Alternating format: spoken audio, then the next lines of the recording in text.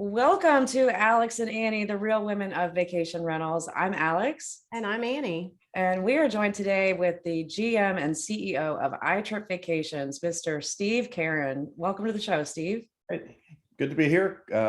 Great show. I enjoyed. I was binge listening a lot of your shows the last few weeks, and I love the topics and I like the energy you guys bring to the table. So happy to be here.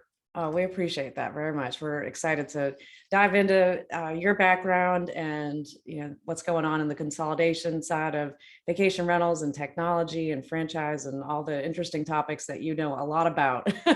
It's going to be a good episode. Thank you for being here. Thank you. So, Steve, I think to get started, it might be good to assume that not everybody knows who you are. And maybe tell us a little bit about your background and how you got into the industry, because you didn't have a normal path to get into it. Yeah, I was gonna say I definitely didn't have a normal path. I went to Florida State, go Noles. Go Gators. What's that? I said go Gators. Go Gators. Oh gosh. Okay, we're done. Shut this off. So I got a degree in computer science, and I took the next obvious step, which is I joined the Air Force and flew airplanes all over. I moved to Japan and lived around the world. Ended up in special operations as an instructor navigator, and did a lot of dumb things with airplanes around over the years. lots of things. We flew, night vision goggle, low level, below the terrain, refueling helicopters in flight. And throughout that whole time, what you learn is how to be a team member, right? Yeah. Nothing like going 350 miles an hour below the terrain with somebody trying to hurt you to learn how to work together, right? Because everybody's going to have a really bad day, half a second after the next person when you impact a hill or something. So learn really how to plan, how to work, how to have attention to detail, and then once you've planned and you go do what you trained to do for real, you learn how to adapt in real time, right? Because in that process, in that environment, it's everything comes at you very fast, and you can easily get task saturated, and that task saturation means you have to really figure out what's important, what's not important, how do you communicate, how do you do the mission, right? So I learned so much out of that. From that process that when I got out of the Air Force, I was in the Panhandle of Florida, and there's two industries, right? There's the military there, special ops, and the Navy are both in the Panhandle of Florida. And then there's the resort businesses. So I went to the next natural place, which was resort, at a time when automation was just starting to come about. So I stumbled into it by geography, actually, but fell in love with it right away. I can definitely see how you could use that experience very well in vacation rentals. I mean, there's always something that we can be focusing on, and I mean, things coming at you from all different angles. So being able to, see the wide view, but then also to stay focused on the task at hand, that's a challenge. I mean, there's just a lot of balls in the air when you're a vacation rental operator these days. Yeah, you have to be something of everybody, right? Yeah, I mean, none of these businesses are just rolling in cash, right? They're all thinly margined businesses. Right. The teams are doing many things at one time, and being adaptable is a trait that you have to have, right? Yeah, and you have two bosses. I mean, you have the owners, you have the guests. Owners are three owners of the company. I mean, there's a lot of people to appease within a vacation. All diametrically opposed. Yeah, right? Exactly. For high-rise condos, you have HOAs too. Yeah, that's true. Managed HOA, that's contrary to what everybody else wants in the business, but you get yourself in quite a pickle, and you have to be able to again work with people. To see their value and to find out what is best for everybody to get the best result for everybody. Yeah, I always likened managing condos to it's a building full of hotels. So you have a general manager that's running each one of those units, and they all have a different idea of how you should market and price and do all those things. And so your military experience, I'm sure, helped you kind of keep that grace under pressure to handle those people. Right. Well, and it's about consistency in what you do, right? So it's again that teamwork and all those things about how are you consistent in delivering, because if you deliver, you know, if you're flying an airplane and you deliver and you're doing it, you know, you're successful, you go home, right? The circumstances are a little more dire. But in our business, if you're consistent, you retain your homeowners and you bring back guests, and again, you become relevant to the industry in a way that your business grows. And but you don't do that by being all over the map, right? You have to be consistent in how you handle your business. Especially on the franchise side, and we'll get to that in a little bit, but the standardization is so important. The standardization and the professionalization that I think you guys have done a great job with at iTrip. But before we dive into the iTrip side of the business, I'd like to hear a little bit more about your early days in the Panhandle with Resort Quest and Sterling Resorts. And it's interesting to me, we're in the North Myrtle Beach market, and have a lot of connections. Annie, obviously one of them, for a long time down in your area, but I feel like there's so many people that were part of that era with the, you know, Sterling and Resort Quest and you know, that early 2000s. It's amazing. And a lot of those people are still the leaders within our industry. They're just doing something different. But can you tell us a little bit about what your involvement was during those days?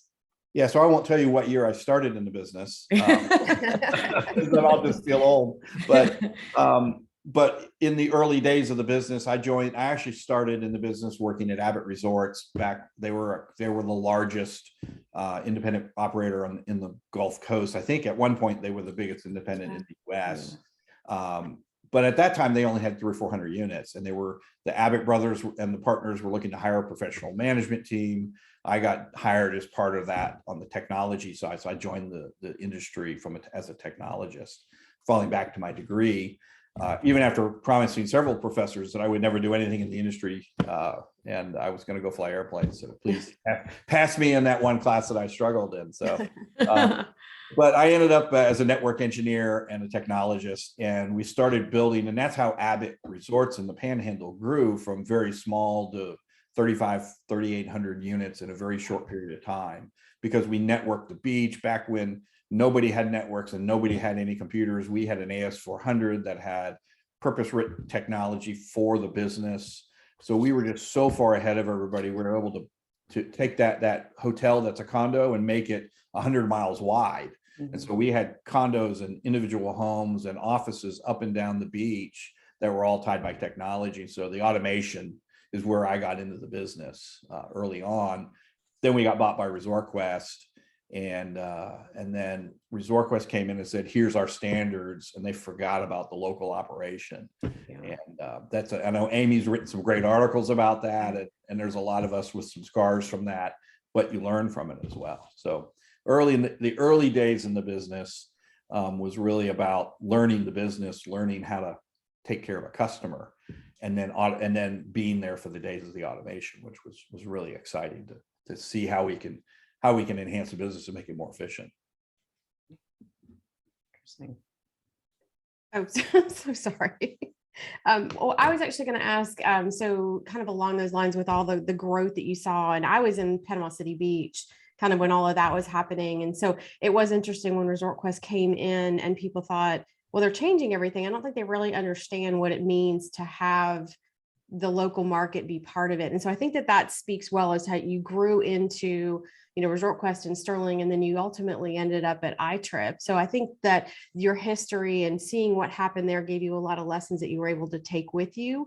I maybe speak a little bit about the importance of the local involvement, the local flavor of a management company.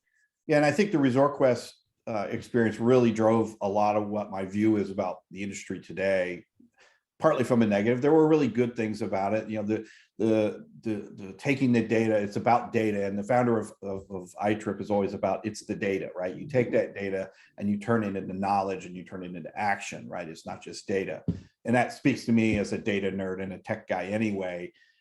But so Resort Quest did a lot of that. So they took the data and they really studied the industry, and they got a lot of knowledge, but the actions they took were wrong. And so they tried to, the biggest example I always, they took all our contracts for copiers and products and things. So we're going to centralize all that in Memphis, and they pulled it away. Well, what did they do? They took contracts from local business people who we had been doing business with. By the way, those local business people were some of our owners. Oh, wow. Yeah. Suddenly you're pulling apart the core of your business because you're taking away opportunity from the owners that are supporting you, and you're supporting them. Because I think you guys all know, and the people who have been successful in this business know, this is about relationships. And those relationships got torn apart, and we lived it real time, and it was painful.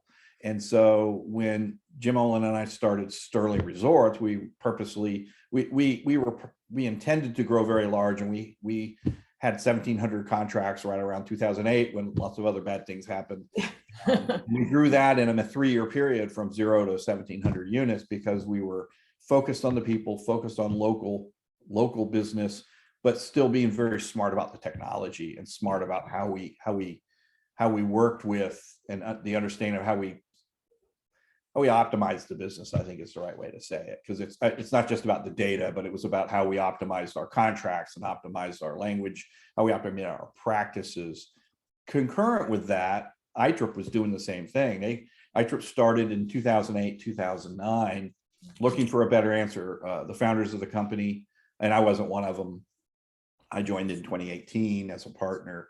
And I remember as they were founding it, and we met with them once, and I remember thinking, this is never going to work, because they said, we're going to franchise the industry. We're going to create, and at that time they were really creating a license agreement. So franchising came a few years later, but it was that standardization of the business again. I was like, that we've done that, right? Yeah. Don't do that.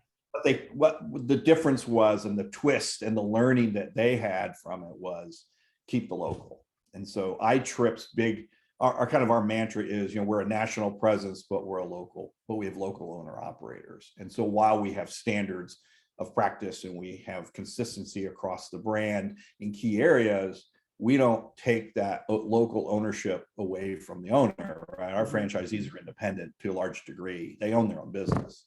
And that gives us that foot in both sides of the world that I think is necessary for us to be successful.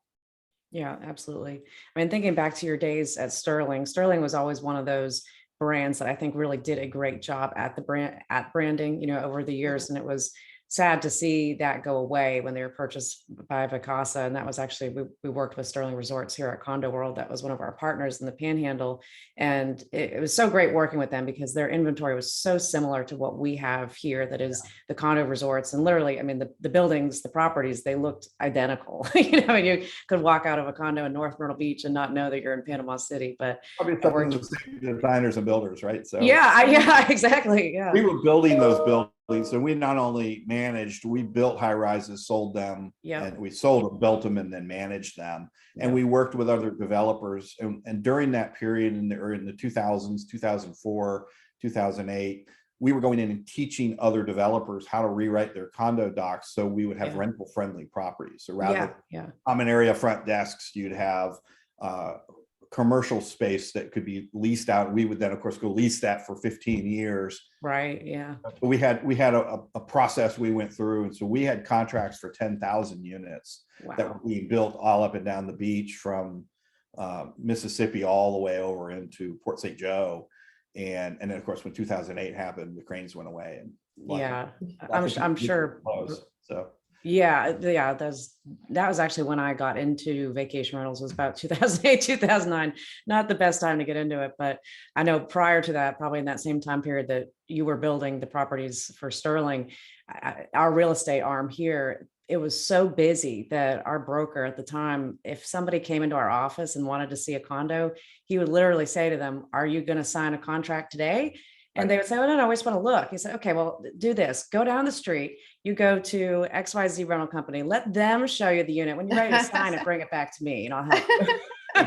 And people would do it. I mean, he made a fortune, but that was, it's similar to these days right now that real estate sales are so hot again too. And I hope that we're not heading into the disaster that we were back in the early 2000s, but it's just interesting to see, how much has changed over the years.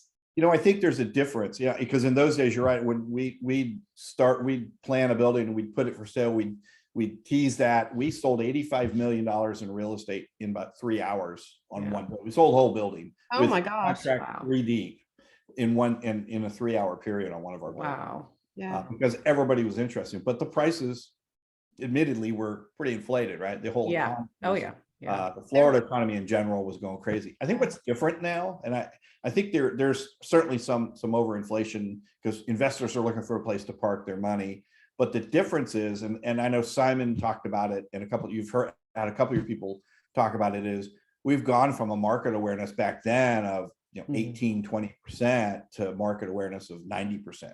Yeah. So where we were out there saying, hey, we're really not an alternative, we're a great idea, now we're really not an alternative, right? Everybody, the market agrees. Yeah. And so that's driving real value now, where it was perceived value in the past. There's real value in the product because there's demand for that product that we've never had. So I think there's some, obviously I'm not a real estate guy, so but I see market prices going up crazily, but I think there's some real demand value that can support some of that these days. Yeah.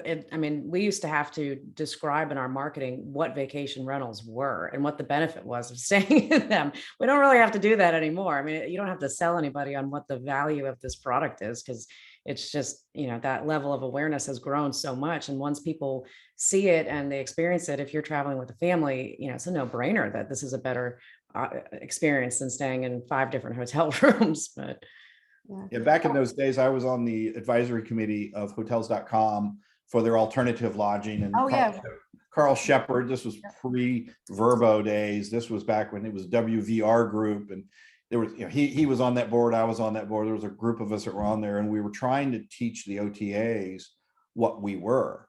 And we had this torturous round robin with the senior execs and the management teams with Hotels.com. And all we could manage to do is define what we weren't, right? We're not a hotel room. We're not this, we're not that. And they never could get what we were. And so they could never merchandise the property right. And we ended up, we took bookings, but it was always a conflict. It was never clean. The guest experience was awful. The faxes came in for the bookings. I mean, it was back again. It was pretty rough. yeah. But I remember those days of Carl saying, hey, he'd say, hey, here's what we're gonna, I got teased. He was teasing some of us about what he was going to do. And, they were building an execution plan to really disintermediate the market and change the market. And, the history shows. It sounds like your experience, Annie, that you've talked about with Expedia, almost identical. Yeah. So it's funny, like I was at Royal American when they were building the boardwalk. And you guys were still building some of the Sterling properties. And so I took over business development for that company and went behind Sterling properties in terms of like bidding on management contracts and all those type of things. And one of the things that we decided when the building at Boardwalk was built, and we had about 3,000 under kind of HOA management, but we had maybe 1,500, 1,800 under rental. We just went ahead and operated them solely like hotels. We leased out the front desk from the HOA. We paid them a kickback on, whatever like commissions we had for rentals, but we included the cleaning in the rental. So it wasn't broken out. Right. And I want to say, was the Hotels.com thing, was it called Condo Saver? Is that what they called it at the time? Condo Saver was one of the parts of it. Yeah. Yeah. And so I do remember, and we just had conversations with the market people about you don't understand this, you don't understand this. And so ultimately when I got hired at Expedia, the director that hired me, she said, well, tell us all the things that you think we don't understand. I was like, how much time do you have? And so 6 months into the conversation, 6 months into being there, I took over Gulf Shores. And I always tell this story. Hari Nair was the VP of market management at the time. And we had a conference call and I said, decided to take over Gulf Shores. There's like 16,000 vacation rental units there. And he's like, 6,000, that's a lot of numbers. That's a really good number. I was like, 16,000. And he was like, 6,000. And they were like, no, 16000, Harry. It's 16,000 units. And they were like, holy cow. Like all of a sudden they saw that there was this inventory that they needed to figure something out. So there was like a lot of fast tracking that happened. But even when I left Expedia after 4.5 years and they had bought Verba or bought HomeAway at the time, there's still a lot of stuff that they don't do well or don't understand, but it was just a constant, this is what you're doing wrong. This is how you can fix it. And just having these like mind numbing conversations with people that were so hotel centered, they just didn't understand just the little tweaks that they needed to make vacation rentals work. And by the way, the Resort Quest story is similar in that it was founded by a bunch of hotel execs. Yeah. So the original senior team were all hotel execs. And at some point it was clear that wasn't working. And then the board made a change and they brought in industry execs, and I ended up as the CIO at Resort Quest, and then Jim Olin was the CEO, and Park Brady became the CFO, and there were people who had built these companies then were operating it. And then at that point, then the merger with Gaylord came, shortly after that. So a couple of years later, we ended up merging with Gaylord. Yeah. And I rightly made my exit at that point because I swore I never wanted to be part of another big company again. And though I broke that rule a couple of times in my career. Yeah. Yeah. You've been at a lot of different pieces of the industry, different parts. You were at Choice Hotels when they were trying to do vacation rentals. I remember them coming through the market here. And again, kind of similar to the hotels.com, again, not really understanding what needed to be done of all of the pieces prior. We eventually signed a contract with Royal American. Yeah, absolutely. Yeah, they were really excited about it. Their background, yeah. I don't know that it ever took off. I don't think it was a great thing for anybody, but I don't know that it ever took off. But did you, I mean, all of those pieces, I think that you probably took a lot of learnings from each one of those that you've been able to take to your experience or your tenure at iTrip, right? Oh, definitely. And that's really, again, one of my, I did a tour of international wholesale. So I built for a vacation rental division for an international wholesaler. And I learned about what are the demands of international markets and how do you deal with that and what do they want versus what the property manager needs. And so, yeah, all of those pieces kind of fit back together. And so we're expanding, I'm using that here. And, I learned a ton of stuff from Choice. They've got a great marketing, pedigree. They've got great technology. Again, they're hotel people. And, in my exit interview with the CEO, he asked me, am I running from something or to something? And my answer was yes, because it was a great opportunity here. Yeah. The partners wanted someone to come in and join them. Ultimately, there was an exit envisioned for them, and we've done that since. And they wanted someone who had the background of taking things bigger. And really building structure around it, right? We're very purposeful in everything we do. We're very process driven. The founders always have been, and I've taken kind of what I've learned over the years and some really great best practices from great companies and brought that here. We've done pretty well in the last 3 years. So yeah, absolutely. It's interesting with Choice too. Like when you look back on it, it's interesting that they were the first hotel brand to get into vacation rentals. I mean, you'd think that would have been a Marriott or a Hilton that would have seen the writing on the wall. But why do you think that program hasn't gotten off the way that they probably originally intended it to? So there was a lot of reasons, and some of them were just the market wasn't ready. I think we were trying to come in and franchise very large property managers and convert existing operations into a franchise operation. And as you know, the people who own those, most of them are entrepreneurs, and they're like, give me a little clarity on why I'd give up revenue to you, royalty to you. I could sell out altogether anyway. And that was a really hard discussion. And there were a lot of great ideas behind that, but we didn't have the execution behind it yet. So the deal we did with the Royal American was one where we were growing into the royalty and we had to prove ourselves.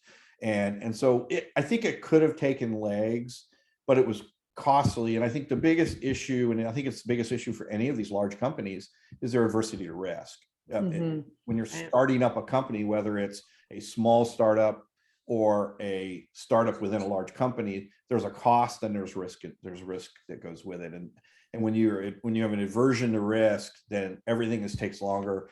And it didn't match well with the pacing that property managers wanted us to build the business. Yeah. So we were too slow, and we weren't producing enough bookings, and the technology and all of that just kind of bogged it down. And so, I've had this discussion with the Marriott team. We're partners with them. I wish them all well. I wish Choice had kept going, because I think the more people that are in the space and the more demand driving into the space, the higher the boat's going to lift, right? So I wish they had stayed. I think they had something to offer. I think Marriott could do well, but they've got to remember they've got to be nimble, right? Yeah, it's a very nimble group of people that we work with every day. Yeah, I think it's almost like Choice they got into it too soon. Like if they had waited. So Annie, it reminds me of Steve Trover's comment that whatever he's going to do in 10 years, like that's what we want to focus Right, on. right. Once we asked him, Right. what's one idea that you want to do in 10 years, we'll wait and do it. But yeah, I think the timing on it just doesn't seem like it was right. And it's, it's interesting with Marriott Homes and Villas coming in now, and then thinking about what the future is going to be with other hotel brands coming in and trying to capitalize on it. And what do you see as the future of that? Do you see these companies trying to continue the way that they are right now, that they just partner with local vacation rental companies, or do you see them as testing the waters and they want to go for the acquisition long game? There's a lot of folks that fear the latter, right? Yeah. And I think that, and we considered that, and my franchisees considered it, because when we signed our agreement with Marriott, it's actually each franchisee has to agree, right? And they're independent owner operators, they can join or not. Some of them didn't, because that was their biggest fear. I think they're cognizant of that, and I think they're aware that if they try to make a big move like that, it's gonna drive their inventory away. Because I don't know if they yet get that it's everything's local, right? Yeah. And at the end of the day, there is no master control, right? And whether you're a franchisor like us, right? While we're a national company, we don't exercise local control because we get that. If a big multinational company or public company tries to do that, which is what they tend to want to do, I think they're going to find that to be a painfully expensive path with no control, I think is where they'll end up. Yeah. So they may go down that route. I don't think they'll succeed at acquiring and being successful with it. They'll acquire some companies, but those companies won't necessarily succeed. And we saw that in the Resort Quest years, where they'd buy companies and half the owners would leave, and they, the asset they bought wasn't what they had, 8 months, 10 months later. And so I think there's a lot of risk in that path, for sure, for anybody.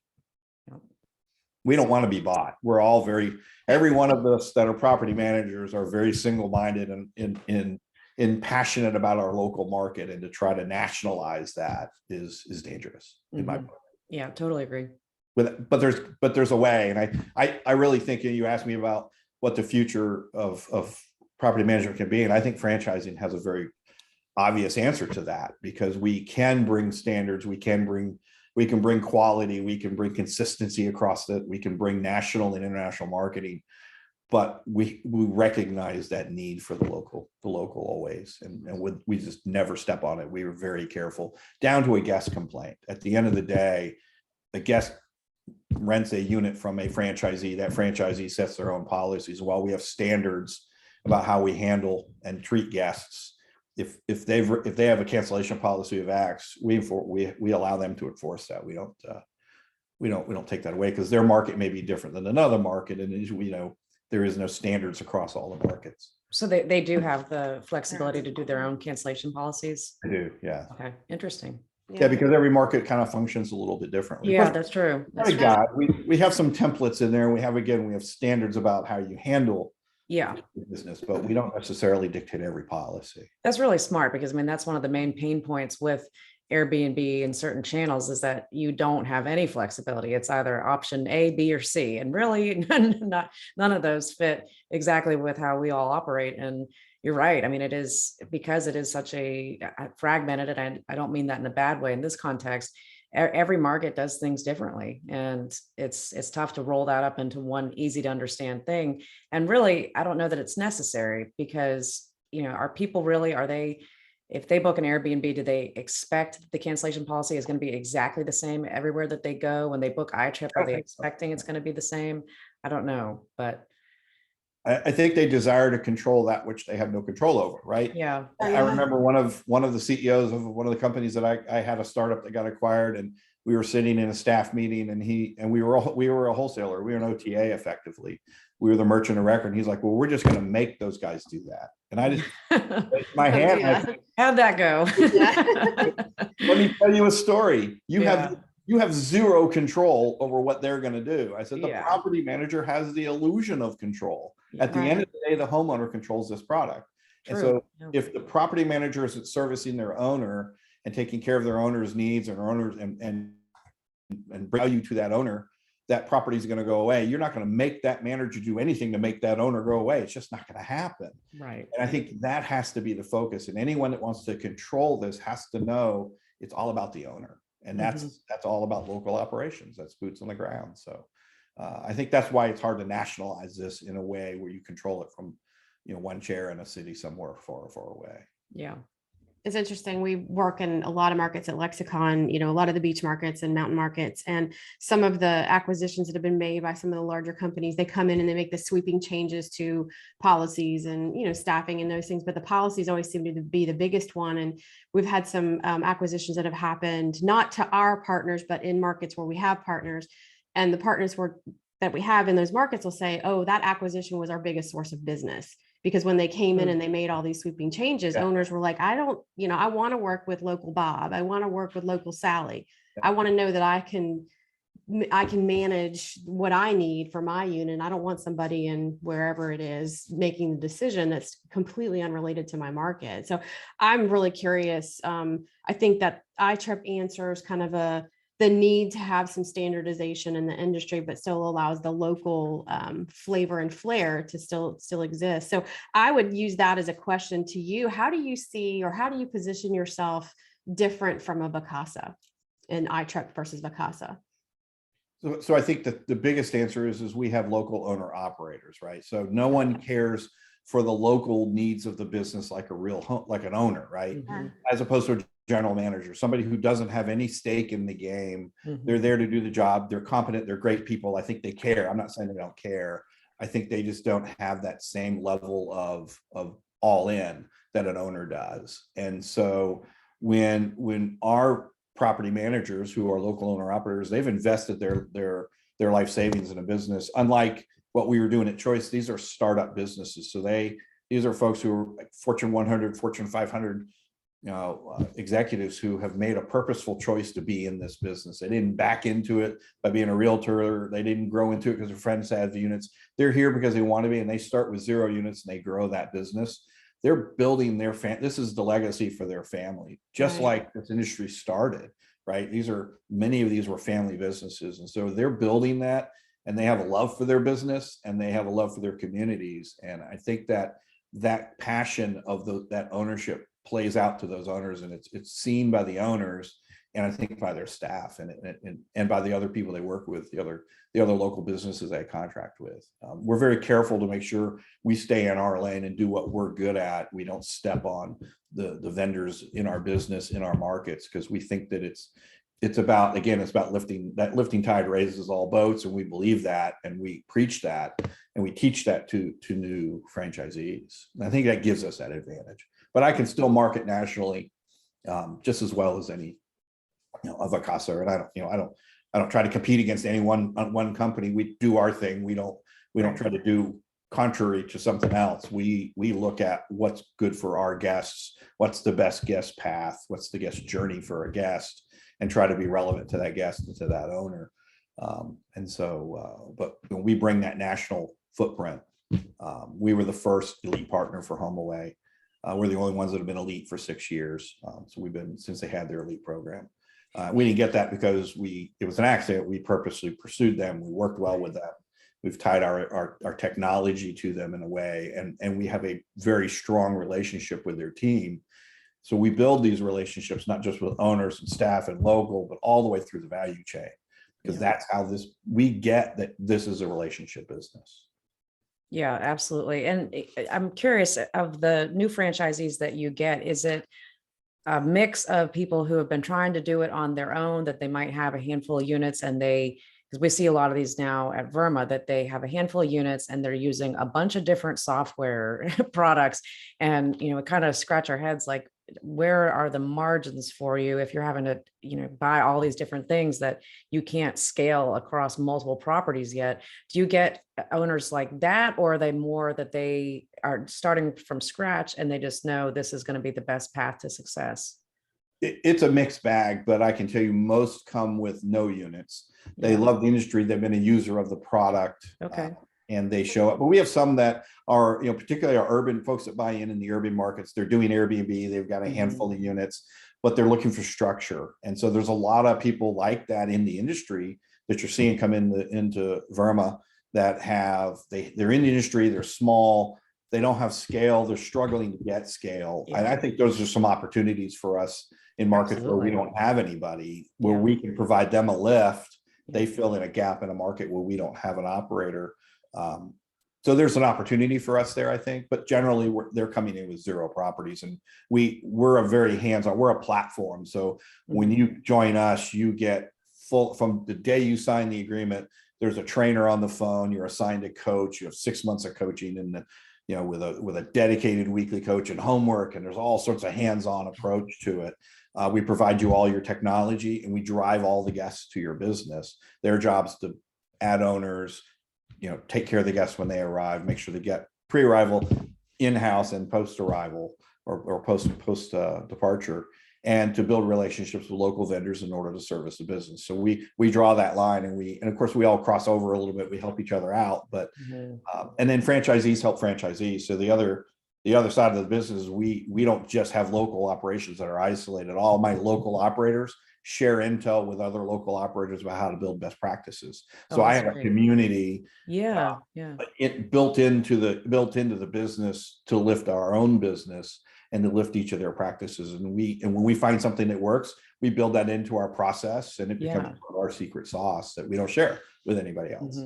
Yeah, I love that you say it's a platform, because I think that's one of the core differences in what you have built, is that, I mean, you are operators or previous operators that built the technology now that your franchisees use. So, I mean, you are your own target market, which inherently makes your product offering very different than just a off-the-shelf PMS that was, just introduced a year ago. That maybe we actually operate a business in Panama City.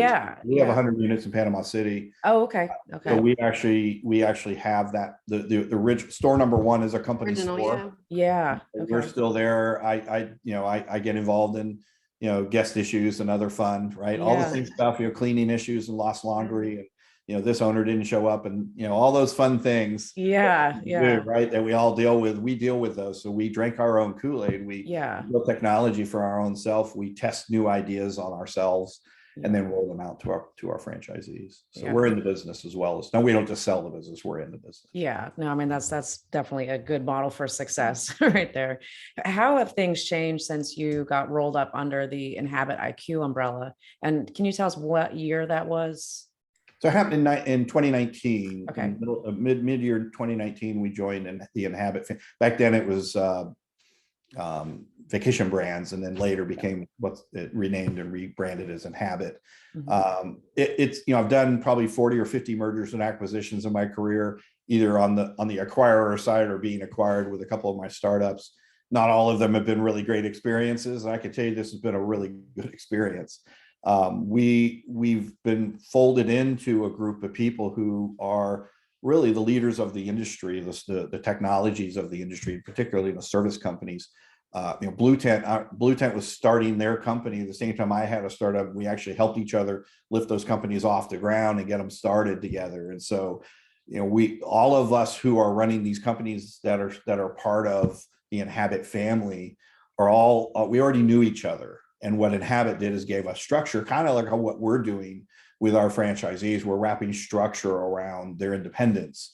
So we still do our own thing. We're one family. We do things together. We work together. And I was meeting with my advisory council of franchisees yesterday. We're talking about what's Inhabit bringing to the table, because they ask me this question all the time too. And the answer is, they're enhancing my ability for development. I'm getting access to new tools where I used to only write our own software. Everything was purposely built inside. We were a closed system. We're now working and interoperating with these other companies and expanding our technology and expanding our processes because of it. So it's been a very positive experience. I mean, it's a big company, and things can be, there's work to be done there, right? It's not easy. It's no different than flying that airplane, right? You work at it, you train at it, you make some mistakes, but you get better at it. And we've learned to work together as a team, and I think it's honed down, and it's hitting on all the marks. And I think you're gonna see a lot of great things, because those companies that are service companies in the industry, they have operators now who are part of their company. That's us. And Yeah. And I'm a consumer of all those products. And Right. so we give them very unvarnished advice on what they could do to make them better. And I think that's going to make those companies better because they're getting an honest answer, not a customer's answer necessarily, right? There's no Right. mistake in this to make sure that my company in iTrip is successful. And these are the tools I need to be successful. Yeah. I would imagine that you get the ability or the access to a deeper tech team by having their resources. So you're getting a lot of really good minds that are coming up with a lot of good things, which kind of leads me to my question about what's happened in the industry in terms of technology advancement. So you've been in it since Abbott and your AS 400 days. What do you think has been the biggest piece of technology advancement, creation, enhancement that you've, I guess, been part of or have seen in your time in the industry? I mean, clearly online booking is but that's sort of a very broad view, right? Online booking has adapted over the years from let's just put a few of the houses on and see what happens. And it's really a booking request. And so in the ResortQuest days, we took and brought all the independent. ResortQuest never was a single database of properties. It was always a loose affiliation of warring companies, really. Mm-hmm. And it was on 5 or 6 different technology bases. And what ResortQuest did, and it was difficult because the technology was very, very antiquated, it was just too new. We were able to consolidate that into an image of a single database that we could then merchandise the inventory. So I think the ability now to truly bring that together with the data technologies that are out there and the data speeds that are available. When Abbott was bringing that, when we were automating Abbott, we were excited because we had 14.4 modems. We were tying all the systems together. Yeah. We're online. Yeah. The biggest worry of the front desk was, well, what happens if the modem's down and we can't operate? Oh, boy. I'll never forget Joanne Saucier. She was our director of operations. She's an icon in the Panhandle and I think in the industry. And she looked at the front desk manager and said, take their money and give them a key. We'll figure it out. It's back online. Because at the end of the day, it's about customer service. Right. It's about take care of the guests. So technology is only an enabler of the business, but technology has enabled us to bring it to so many more people. Yeah. And I think the internet and the online booking capability and what really powers that obviously is data speeds and database technology has really changed it. And now that there's everybody in the last 5 years, I think the big issue is there's institutional money just pouring into the space. And so people are building so many new tools. People that have built them for other industries, we're now getting their attention, and it's accelerating the amount of technology that's out there that can enhance the abilities of property managers to really drive their business. And that's what we seize on. And that's why we were excited about the Inhabit acquisition, because we saw that as an opportunity to accelerate and make our franchisees more efficient in their business. Yeah. They're more efficient. They're customer facing. They're not down here typing on their computer. And that's bad. Yeah, for sure. What do you see as the future of Inhabit and just that whole model with, there's 2 different software companies, right? Streamline and LiveRes, and technically iTrip, with your software. So 3 completely different products. And VRM as well. So okay. And did they and Super Control over in Scotland too. So okay. Actually got 5 software. I can't imagine that they don't, when they're looking at everything.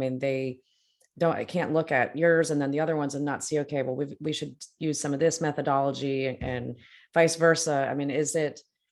Is the plan to keep growing each product independently, or do you think the plan is to eventually merge into one? Maybe not iTrip because yours is specific to being a franchise also, but from a software product offering, does it make sense? Do you know what the roadmap is for that? So I absolutely do not, because I'm not part of that group.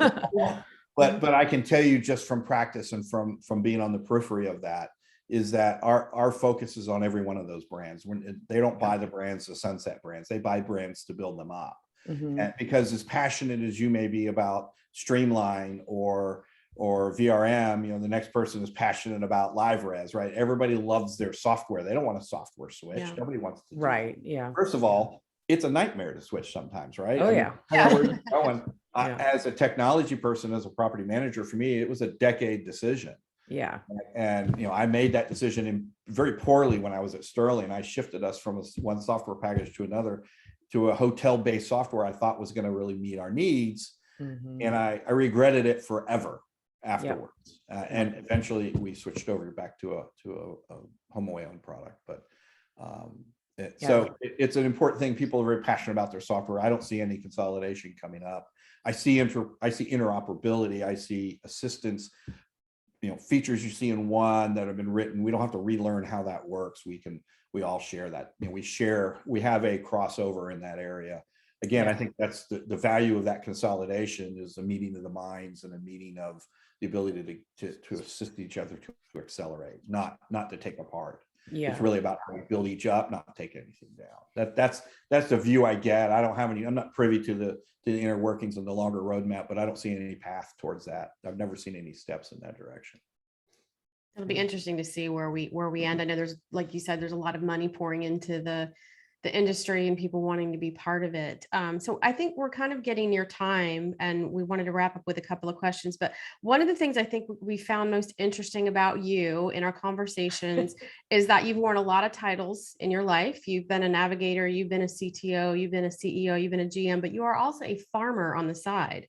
I am. Yeah. So how many chickens do you have? I have 6 chickens. And so is there a future like farmer in you in terms of having cows and horses and the whole 9 yards? So for years, my wife used to joke, I want chickens. And we can't have it because we live in the Panhandle, right? We live near the beach. We live in the neighborhood. Well, when we moved to Tennessee from the DC area, when I was with Choice, we bought 5 acres on a wooded area. We're only 12 miles from downtown, but I've got 5 acres on a hill. We're pretty isolated. And she said, can we have chickens now? Yeah.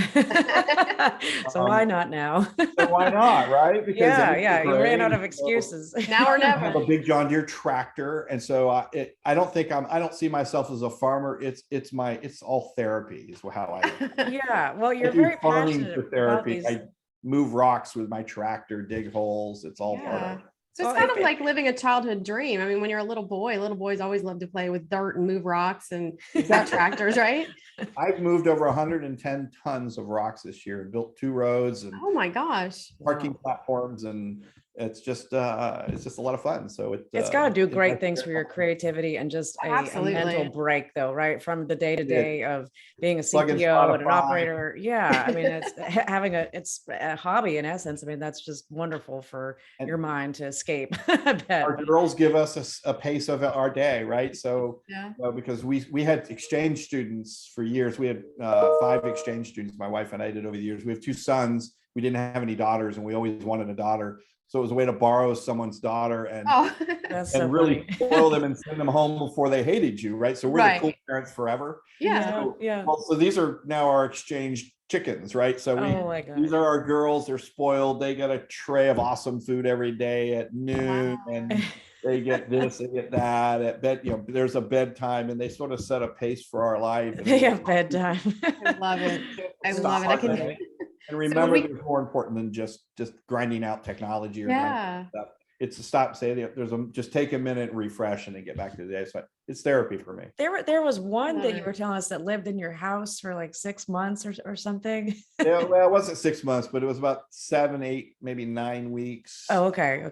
She got picked on. There still an extended stay, I would say. We had poultry in the house. We had a coop in here, and so we had to set up new means to keep the house from being too bad. And she was in the guest room, but she was getting pecking orders are a real thing, and she was the youngest of the chickens, and she was getting bloodied. So we brought her in, and then we got a relationship with this crazy chicken. Her name is Katiri. It's but I like to call her Stands with Fists, because when I went out to the coop that day, she was and these other chickens were around her and pecking at her and doing poor thing. Jumped in my arms, so she was defiant. She was fighting back. Oh my goodness. I call it Stands with. She's my chicken. Every night we go to put them to bed at night and close the coop up. She turns around and she still turns around. She gets a little scratch on her breast. And, oh my goodness. Chickens are the original Mean Girls. Is that what you're saying? Really exactly. They are. Oh my gosh. I love that. It's a good alternative to the regular day for sure. Yeah. Well, you've had a lot of different jobs over the years, but one of the questions that we had asked that I know you had a good answer to was about your very first job. Can you tell us what that was? So flying airplanes, is that what you're talking about? Or I don't know. I had it down Your that job there was before another. that? Maybe that is what. Okay, maybe that is what you meant. That's my bad. That was one of the questions that we had sent over. I thought there was a side story on that. Okay, so bonus question then. okay. What is the biggest thing that you think is not being discussed in the vacation rental industry today that So should be? I think it's being talked around, but there's a guy who created a group called Trend Hunter, Jeremy Goucher, I think is his name. I never pronounce his last name right, but he talks about chaos a lot. And Mhm. out of crisis comes chaos, out of chaos comes opportunity. And we've just followed that path, right? I mean, we've had chaos of all chaos with pandemics and everything else. Our industry has really gone through a transformation. And there's an opportunity now to seize change, but you have to do that with a purposeful, in a purposeful way. You have to do it with consistency. I think as an industry, what we're not still doing is as an industry coming together and saying, this is what we want to be as an industry. So I think, so it's not a one thing. I think it's about how do we wrap ourselves up and say, hey, 90% of the people now are interested in our product. How do we consistently provide a consumer experience and an owner experience that is consistent and reasonable for both so that we can provide a great product? And I think right now we're all trying to solve it on our own. And I, and I go back to that teamwork idea, and there's a certain amount of teamwork. One of the people who acquired me in my life and one of the businesses I was in said, it's really about co-opetition, right? Yeah, We can work against each other, and we can, this industry is close enough, it's small enough, it's pretty, you're either going to work with, for, or against somebody in the industry. So don't make any enemies, because you're going to find them again in your life. Right. That's so true. That we can all work together to really establish what we want to be now that we've grown up and we have an opportunity to play in the big game. We should be doing that. And I think that's being missed right now. I think our industry associations are too busy talking about training and some of the stuff, and we're not bringing up that level of discussion, I think, too. I agree with that. And I think that in some ways, I think that associations are just getting too big, that it's not possible to have those conversations. And somehow I went to, I think, 3 or 4 different OPMA summits, OPMA, and we never got a chance to meet at those somehow. I know you were one of the founding members, but that is where I met Annie. But one of the things that I loved about those summits was that they were small and that they had intimate discussions. And I always felt like when I left those that, it wasn't as much of an emphasis on the content of presentations, but it was the conversations that you left with that you really felt like, okay, we're moving the needle forward. We're at least identifying what the problems are. And hopefully we just had Paul, we talked to Paul Wolford just recently, and he said that maybe OPMA might be coming back this year. Well, fingers crossed. But I think it's those discussions and it's those trade associations that really need to lead the charge. And it doesn't need to always start at the highest level. Sometimes it takes smaller groups to get together and identify and, start to build that viral effect to it. And incidentally, I see Abbott doing that, at least internally, right? Yeah. Oh, I'm sure. Have that advantage. My franchisees have that with each other. I have that now with industry leaders. And we have those. We had one of those meetings yesterday. We spent several hours on the phone. We're going to follow it up tomorrow with another. And we discuss weighty, needy problems that it doesn't necessarily benefit one side or the other, but it's about how do we interoperate for the industry better. Because we span a lot of sectors. So that type of conversation is heartening, because I can see that if we could broaden that out across all the great minds in the industry. I mean, Condo World's got a great legacy of properties. You guys have a great history of awesome operations.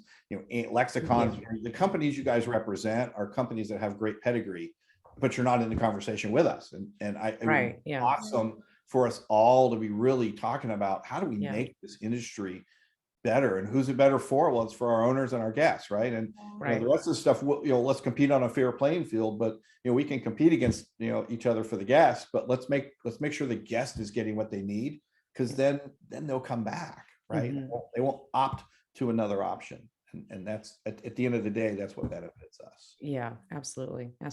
My word of 2022, if you're watching on YouTube, you can see my cup right now, but is esprit de corps, which with your military background, I know you know that word, Steve. But I think that kind of summarizes it, that that's that feeling of a lot of us feel that way. We have that pride and fellowship of our industry or organization. And it's really, how you bring more people into that mix and how you share that knowledge for the betterment of everybody. Right. How do you love this? And if you love it, how do you care for it? Yeah, exactly. Absolutely. Yeah. Absolutely. I think this sounds like a road show for Alex and Annie. Yeah, exactly. Yeah. gosh. What was the show you were talking about? The coffee and cars or comedians? Yeah, Jerry Yeah. Seinfeld's Cars and Coffee, but it'd be Alex and Annie have a glass of wine with local people and talk about vacation rentals. So. Yeah, Wow, that would be that'd be good. You guys ought to hit every show and have a little side table over there with a glass of wine and have a little interviews. Yeah, interview, we've talked about that. We talked about that. Very well be on the roadmap for Alex. gosh. Annie. I'm gonna wear a blue shirt today just so I can match in with the kind of the iconic blue that you guys do. But The It's logo blue or looks pink, great whichever because of one you great want. branding. Well, Steve, thank you so much for being on with us today. This was a great conversation, and would love to have you come back another time to dive into more topics related to franchise and consolidation and technology. We just really enjoyed talking to you. So appreciate you. what you bring to the industry and what iTrip does, and we wish you the best of luck in 2022. Same, and I thank you guys for doing what you're doing, by the way, because this is how that conversation starts. Yeah, absolutely. Brian Hamui and Matt are doing that with their podcast they've started. You know what would be cool is for you guys to do a joint podcast. And we've been talked talking about about that. it. Yeah, we did a joint podcast with John and Mateo before it was Alex and Annie. This was back in the spring, but yeah, we should reach out to Matt and Brian and do that too. I agree. I think they're doing a great job. I think we got to start talking to each other. Yeah. I think that's the key to making work: communication and teamwork. Yeah. Even if we're competitors, Well, it keeps, that's one of the things of the pandemic that LinkedIn and, some of these online type panels things have kept conversations going outside of just what we get at the conferences. And I think that's what's happening with podcasts. And I know for us, that's been a big benefit here, is that we're opening up the discussion to keep things moving along. So it's not a lull between April and October when we all see each other. We're still moving the needle. So good work. I like it. Thank you. Well, Steve, if anybody wants to get in touch with you just to ask questions or learn more about iTrip, what's the best way for them to reach out to you? Probably email. So steve.caron, Caron @itrip.co, iTrip.co. I'm online probably about 18 hours a day. So, and iTrip is iTrip.net is your URL. You can do iTrip. We have iTrip.net is our website. And my email is iTrip.co. Okay. Yeah, no, don't put com because it'll bounce back. I learned that the hard way. iTrip.net. I do have an iTrip.net, steve.caron @iTrip.net as well. Perfect. Okay. Perfect. Great. If anybody wants to reach Annie and I, you can go to alexandanniepodcast.com. And thank you again, Steve. And thank you everybody for listening. And we will talk to you next time. Great. Thank you, ladies. Thanks, Steve.